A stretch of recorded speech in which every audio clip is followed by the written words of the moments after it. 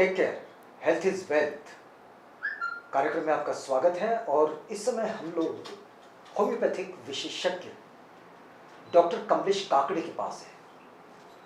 ये वेद homeopathic clinic है doctor Kamlesh Kakade का, जो कि द अदर सॉन्ग अकेडमी का जो सैटेलाइट सेंटर है नागपुर का, उसके रिसर्चर भी है।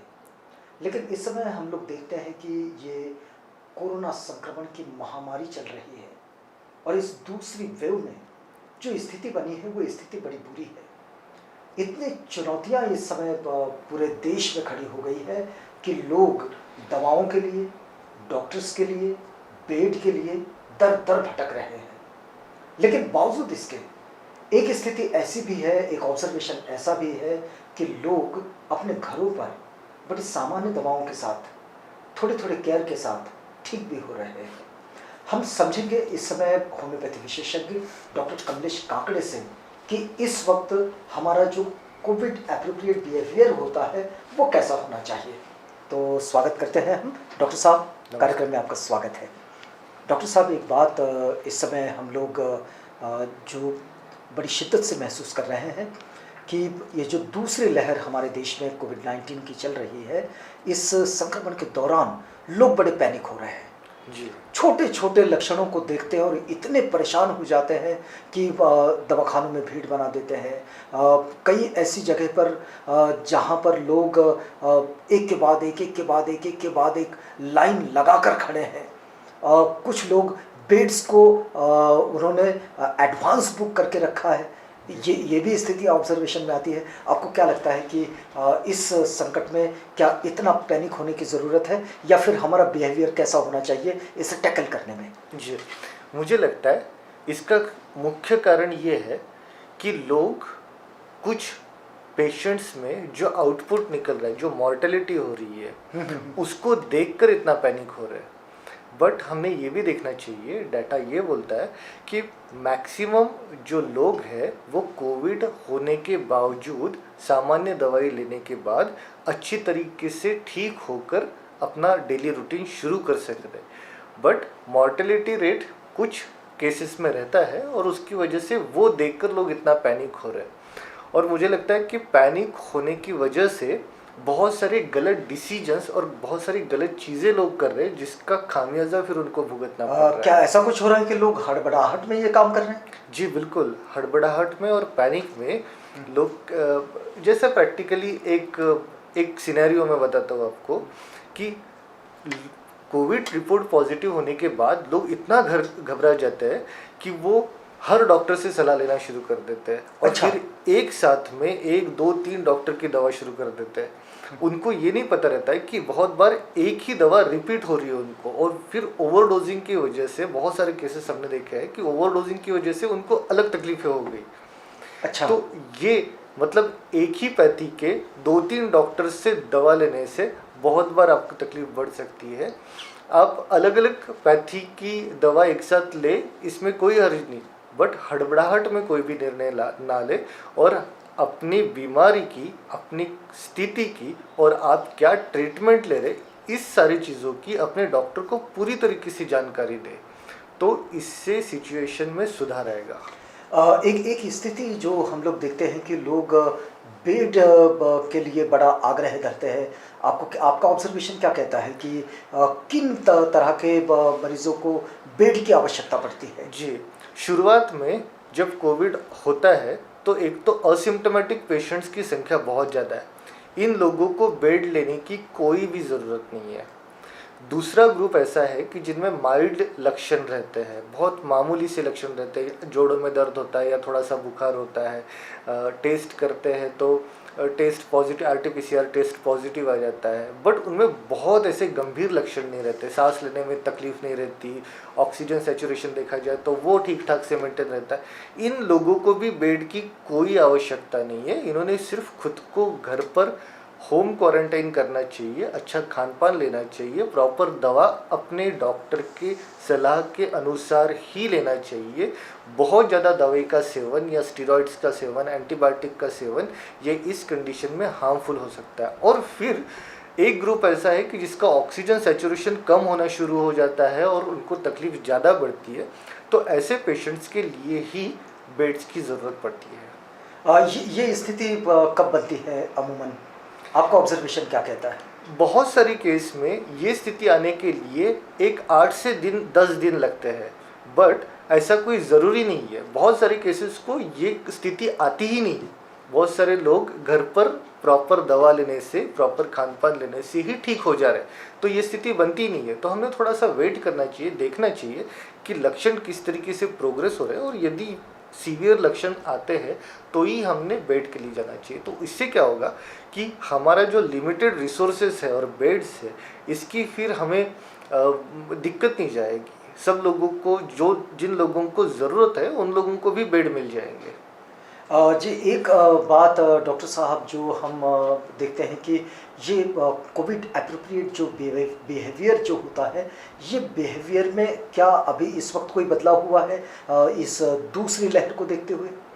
जी, कोविड के बिहेवियर में और लक्षणों में, जो फर्स्ट कोविड था उसमें और अभी सेकंड वेव में बहुत सारे चेंजेस हैं।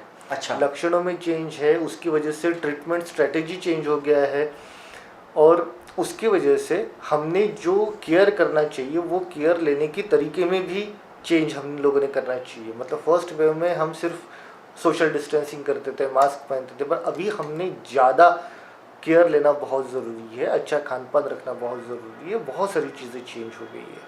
अच्छा, एक बात जो इस वक्त कही जा रही है कि जैसे पहली लहर में हमने देखा कि जो उम्रदराज लोग थे, जिनकी उम्र ये 60 से ज़्यादा थी, वो लोग इसकी चपेट में ज़्यादा थे कोरोना की। लेकिन इस वक्त हम लोग जब देख रहे हैं कि पूरे देश से जो खबरें आ रही है, इसमें युवा भी हैं, इसमें 40-45 के जो अधेड़ उम्र के लोग हैं वो भी इसमें आ रहे हैं। इवन पहले जो कोरोना का एक स्टडी था वो ये कहता था कि इसमें फीमेल्स बहुत कम इन्फेक्टेड हो रहे हैं, लेकिन इस वक्त हम लोग देखते हैं कि इसमें फीमेल्स भी इन्फेक्टेड हैं। जी बिल्कुल। तो क्या ये जो कहा जा रहा है कि वेरिएंट डबल म्यूटेट हुआ है, तो आपका एक डॉक्टर के रूप में क्या ऑब्जर्वेशन है? जी बिल्कुल, म्यूटेशन तो हुआ है, और उसकी वजह से बहुत सारे लक्षण, जैसे मैंने बताया कि लक्षण चेंज हो गए हैं। और जो हम पहले समझते थे फर्स्ट वेव में कि सिर्फ बुजुर्गों को, 60 साल के ऊपर के लोगों को ही ज़्यादा धोखा है, अभी वैसा नहीं रहा। अभी 45, 30, 35 साल के लोगों को भी कोविड बहुत सीवियर मात्रा में दिखाई पड़ता है। इवन कुछ केसेस तो बच्चों को भी कोविड होने के हमारे पास कुछ केसेस आए हैं। तो ये सारे चेंजेस तो हुए हैं, इसीलिए हमको ज़्यादा सतर्क रहना, ज़्यादा केयरफुल रहना ये बहुत ज़रूरी है। यदि डॉक्टर साहब ये बात अगर समझना चाहें कि आप तो होम्योपैथी के विशेषज्ञ हैं, आप होम्योपैथी में प्रैक्टिस करते हैं, आप बच्चों के साथ भी, बड़ों के साथ भी, बुज़ुर्गों के साथ भी होम्योपैथी का प्रैक्टिसिंग आपका चलता है। लेकिन हम एक बात समझना चाहेंगे कि इस समय जैसे लगभग ये 14-15 माह का स्टडी कोरोना का हो चुका है, होम्योपैथी ने इस तरह का स्टडी करके क्या कोई खास इस पर अचीवमेंट पाया है इसके ट्रीटमेंट में? जी बिल्कुल। अभी होम्योपैथी में हमारा जो स्टडी है वो प्रिवेंटिव, जो माइल्ड लक्षण के साथ पेशेंट्स आते हैं उनके लिए, और जिन पेशेंट्स के लक्षण सीवियर हो जाते हैं, जो आईसीयू में एडमिट है, ऐसे लोगों के लिए भी हमारा रिसर्च शुरू है। ऐसे पेशेंट्स हम लोग रोज़ देख रहे हैं, और ऐसे पेशेंट्स को होम्योपैथी दवा दे के उनकी तबीयत में सुधारना भी कर रहे हैं। तो यदि आप कुछ भी ट्रीटमेंट ले, ट्रेडिशनल ट्रीटमेंट ले, बट उसके साथ में यदि होम्योपैथी का भी समावेश करते हैं, तो उससे डेफिनेटली रिकवरी रेट में बहुत फ़र्क हो रहा है। मतलब बहुत सारे पेशेंट्स ऐसे हैं कि जिन्होंने शुरुआत की स्टेज में पैनिक होकर बहुत सारी गलत दवा ले लिया, स्टेरॉइड जल्दी से ले लिया, एंटीबायोटिक्स बहुत सारा ले लिया, और फिर जब डिसीज़ प्रोग्रेस होता है तो ऐसे लोगों में ये सारी दवा उनके ऊपर काम नहीं करती, तो वहाँ पे फिर प्रोग्रेस जो है वो रुक जाता है, हमारा प्रोग्नोसिस जो है वो ख़राब हो जाता है। तो ऐसे कंडीशन में यदि हमने होम्योपैथी की उपयोग लिया, तो होम्योपैथी दवा ऐसे पेशेंट्स को भी, ऐसे रुग्णों को भी अच्छी तरीके से रिकवर करने के लिए बहुत हेल्पफुल है। सो होम्योपैथी मेडिसिन अभी हर स्तर के लिए, कोविड के हर स्तर के ऊपर काम करने के लिए हम लोग रिसर्च कर रहे हैं। एक बात और है डॉक्टर साहब कि हम लोग देखते हैं कि पूरे कोरोना संक्रमण में यदि कोविड-19 की डिसीज़ से कोई अगर सफ़र कर रहा है, तो उसमें एक थेरेपी है जिसको हम कहते हैं ऑक्सीजन थेरेपी।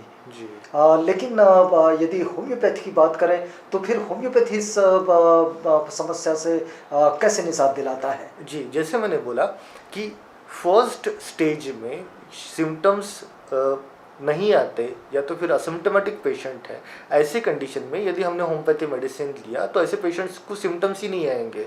उसको पैचेस, जो लंग के ऊपर पैचेस बनते हैं, वो पैचेस बढ़ेंगी नहीं और उसकी वजह से उनको ऑक्सीजन मतलब की इसकी मात्रा संभावना कम बनती है। बिल्कुल कम बनेगी, ऑक्सीजन लेने की ज़रूरत उनको कम पड़ेगी और ये स्टेज ही नहीं आएगी यदि हम इनिशियल स्टेज में होम्योपैथी मेडिसिन लेते हैं सिम्टम्स डेवलप होने के पहले, या तो फिर माइल्ड सिम्टम रहते वक्त भी यदि हमने प्रॉपर ट्रीटमेंट लिया तो उस वक्त भी हमको ऑक्सीजन लेने की ज़रूरत कम पड़ेगी। आपको ऑक्सीजन का सैचुरेशन कम होना शुरू हो जाता है तो उस वक्त ही हमको ऑक्सीजन लेने की ज़रूरत लगती है। अच्छा, इस वक्त हम लोग देखते हैं कि ये हमेशा ये बात आती है, इस वक्त भी हम लोग देखते हैं कि व्हाट्सएप पर एक मैसेज चल रहा है कि भाई होम्योपैथी की ये दवा लेने से ऑक्सीजन लेवल बढ़ जाता है। आपका ऑब्जर्वेशन क्या कहता है? जी, मैं ये समझता हूँ कि ये एक लिमिटेड नॉलेज से किया हुआ पोस्ट है। क्या इस पर लोगों ने विश्वास करना चाहिए? जी, इस पे आधा विश्वास कर सकते, आधा नहीं कर सकते, क्योंकि जैसे मैंने बोला कि हर मरीज का स्टेज होता है जी।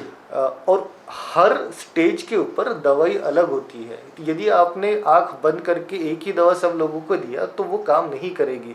सो मैं ये बोलूँगा, मैं ये आग्रह करूँगा सब लोगों से कि आप सिर्फ और सिर्फ डॉक्टर की सलाह से ही दवा लें, वो चाहे होम्योपैथी हो, एलोपैथी हो या चाहे और कोई भी मेडिसिन हो, बट डॉक्टर के सलाह के बिना अपने मन मर्जी से मेडिसिन ना ले, उससे आपको फ़ायदा कम और नुकसान ही ज़्यादा होगा।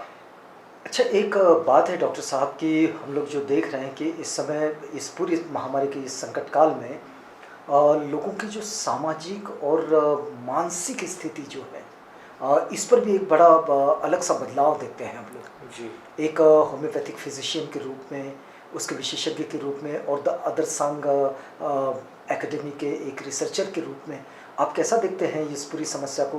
क्योंकि कोरोना के साथ ये भी एक लोगों में समस्या बढ़ती जा रही है। जी बिल्कुल।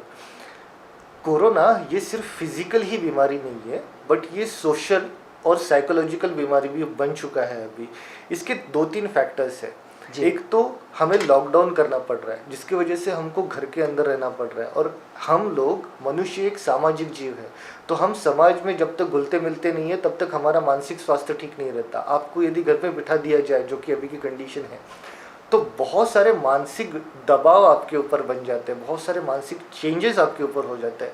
बहुत सारे लोगों को घर से काम करना पड़ रहा है, उसका प्रेशर अलग है, उसका दबाव अलग है। बहुत सारे बिजनेस ठप हो गया है, उसकी वजह से फाइनेंशियल क्राइसिस हो गया है, और ये सारी चीज़ों का हमारे मन के ऊपर बहुत गहरा प्रभाव पड़ा है। डर ये एक बात है ही कि जिस तरीके से टीवी चैनल पे दिखाई देता है कि कोरोना से इतने लोग सफ़र हो रहे हैं, कोरोना इस तरीके से बढ़ रहा है, तो डर ये भी हमारे मन के ऊपर हावी कर रहा है। इन सारी चीज़ों के ऊपर सारे एज के लोगों में कुछ ना कुछ मानसिक समस्याएं हमको दिखाई पड़ती है, और इसी वजह से, मतलब कल तो एक केस हमने ऐसे देखा कि एक जो महिला थी उन्होंने खुदकुशी कर ली मानसिक दबाव में आकर। लोगों का मानसिक प्रेशर जो है वो इतना ज़्यादा बढ़ रहा है कि ऐसे गलत कदम भी लोग उठाने के लिए हिचकिचा नहीं रहे। तो हम लोग ये ट्राई कर रहे हैं कि आपका फिजिकल हेल्थ, कोरोना के लिए अच्छी दवाई देने के साथ साथ आपको मन के ऊपर यदि कोई टेंशन है, यदि कोई समस्या है, तो आप क्लिनिक के नंबर पे कभी भी कॉल कीजिए। आपको कॉल नहीं लगता है, हम लोग कॉल नहीं ले पाते हैं, तो हम आपको कॉल वापस करेंगे और आपकी मानसिक समस्या सुनकर उसका निराकरण करने की। तो क्या आप यहाँ से काउंसलिंग भी कर रहे हैं? 100% ये बहुत ज़रूरी और बहुत बड़ा एक फैक्टर हो गया है जिसमें हमको काउंसलिंग करने की और ज़रूरत पड़ती है, तो कुछ मेडिसिन लेने की भी ज़रूरत पड़ रही है ताकि लोगों का मानसिक स्वास्थ्य भी ठीक रखा जाए। एक बात और डॉक्टर साहब, जो हम बिल्कुल इस चर्चा के अंत में आपसे जानना चाह रहे हैं, चलते चलते हम आपसे ये जानना चाहेंगे कि जैसे हम लोग ये सुन रहे हैं कि जो लोग कोविड से बाहर निकलते हैं उनका ट्रीटमेंट हो जाता है, हॉस्पिटलाइज हो जाते हैं। हॉस्पिटल से बाहर निकलने के बाद कुछ दिनों तक ठीक रहते हैं और उसके बाद उनकी तबीयत बिगड़ जाती है, और ये केसेस बहुत ज़्यादा देखने को मिल रहे हैं। तो ये जो कोविड के बिहेवियर में जो एक मेडिसिनल लाइन पर ये कहा जा रहा है कि इससे लॉन्ग कोविड की ज़रूरत पड़ती है, लॉन्ग कोविड मैनेजमेंट की। आपके पास में क्या इस तरह के कोई पेशेंट आ रहे हैं? जी, बिल्कुल। अभी हमारे सामने ये बहुत बड़ा चैलेंज होने वाला है कि सेकंड वेव कोविड का जाने के बाद भी हमने जो कुछ दवाई लिया होगा, या कोविड ये एक बहुत गहरी बीमारी है जिसका इम्पैक्ट हमारे शरीर के ऊपर बहुत गहराई से होता है, जिसकी वजह से हमारा रेजिस्टेंस पावर बहुत कम हो जाता है, और उसके वजह से बहुत सारी कोविड हो जाने के बाद, ठीक होने के बाद भी हमको बहुत सारी बीमारियां हो सकती है। फॉर एग्जाम्पल, म्यूकरमाइकोसिस नाम का एक बीमारी है जो कि एक फंगल डिसीज़ है, और वो कोविड होने के बाद अभी उसकी समस्या, उसके पेशेंट्स बहुत सारे दिखाई पड़ रहे हैं। तो ये एक अलग से हमारे सामने समस्या खड़ी होने वाली है कि कोविड ठीक होने के बावजूद भी हमारा रेजिस्टेंस पावर कम होने की वजह से बहुत सारी बीमारियां हमको होने वाली है। ये म्यूकरमाइकोसिस को, इस फंगस को अगर समझाना चाहे तो कैसे समझाएं? जी, ये म्यूकरमाइकोसिस, क्या इससे बचा भी जा सकता है? इसके बचाव का क्या उपचार हो सकता है? हमारा रेजिस्टेंस पावर हाई रखना ये सबसे इम्पॉर्टेंट है, और इसके लिए आपको पता है कि होम्योपैथी मेडिसिन सिर्फ रेजिस्टेंस पावर बढ़ाती है, और वो रेजिस्टेंस पावर यदि आपका हाई रहेगा तो आपको कोई बीमारी होगी नहीं, या कोई बीमारी हुई है तो भी वो ठीक हो जाएगा। सो रेजिस्टेंस पावर बढ़ाने के लिए हमको अच्छा खान पान रखना, अच्छा रेस्ट करना, आराम करना, और प्रॉपर होम्योपैथी मेडिसिन लेना, ये 3 चीज़ें बहुत ज़रूरी है।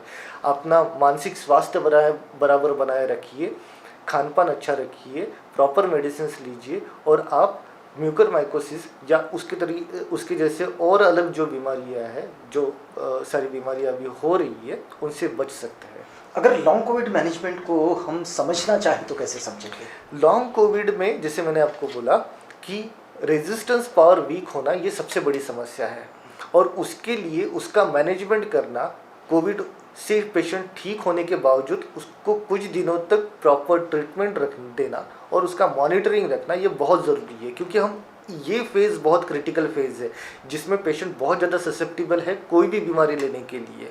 सो इससे पेशेंट को हमको बचाना पड़ेगा। मतलब जो लोग कोरोना संक्रमण से बाहर निकल आए, कोविड-19 से बाहर निकल आए, उन लोगों के लिए ये भी एक बड़ा चैलेंजिंग वक्त हो सकता है। बिल्कुल, उसके बाद में केयर करना बहुत ज़्यादा ज़रूरी है, क्योंकि मैं ये देखता हूँ कि पेशेंट एक बार कोविड से ठीक हो गया तो ये एक साधारण धारणा है कि अभी तो हमको 3-4 महीने एक इम्यूनिटी डेवलप हो गया, अभी कोविड नहीं होने वाला, तो लोग आराम से बाहर घूम रहे या बिना मास्क के रह रहे। बट ये बहुत ज़्यादा धोखादायक हो सकता है, बहुत ज़्यादा हानिकारक हो सकता है पेशेंट्स के लिए और उनके आजू बाजू के लोगों के लिए। चलिए, ये जो हमारा कार्यक्रम है take care health is wealth, इसे हमें यहाँ पर रोकना होगा, लेकिन इसके लिए हम आपसे एक संदेश लेना चाहेंगे कि हमारे दर्शकों के लिए इस वक्त उन्होंने किस तरह की सावधानियाँ बरतनी चाहिए।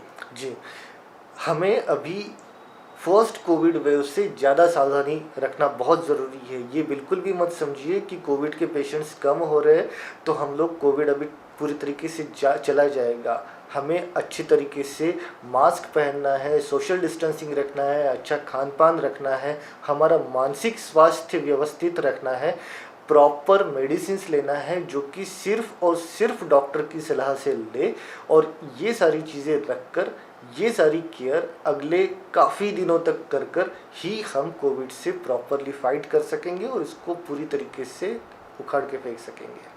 चलिए, बहुत धन्यवाद आपका। हम बातचीत कर रहे थे होम्योपैथी विशेषज्ञ डॉक्टर कमलेश काकड़े साहब से।